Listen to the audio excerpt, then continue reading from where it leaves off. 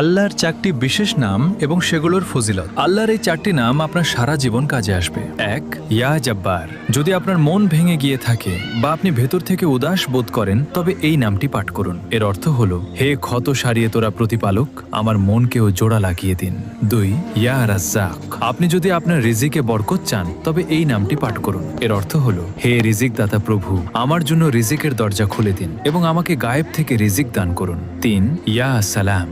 যদি আপনার মন সারাক্ষণ কোনো না কোনো দুশ্চিন্তায় লিপ্ত থাকে বা কোনো বিষয় নিয়ে আপনি অস্থির থাকেন, তবে এই নামটি পাঠ করুন। এর অর্থ হলো, হে শান্তির মালিক, আমার মনকে প্রশান্তি দিয়ে পূর্ণ করে দিন। 4, ইয়া মুজিব। যদি আপনার মনে হয় যে আপনার দোয়া কবুল হচ্ছে না বা কেউ আপনার কথা শুনছে না, তবে এই নামটি পাঠ করুন। এর অর্থ হলো, হে দোয়া শ্রবণকারী, আমার ডাকও শুনেন। আর নিয়মিত ইসলামিক ভিডিও পেতে হালাল বাণী ইউটিউব চ্যানেলটি সাবস্ক্রাইব করে দিন।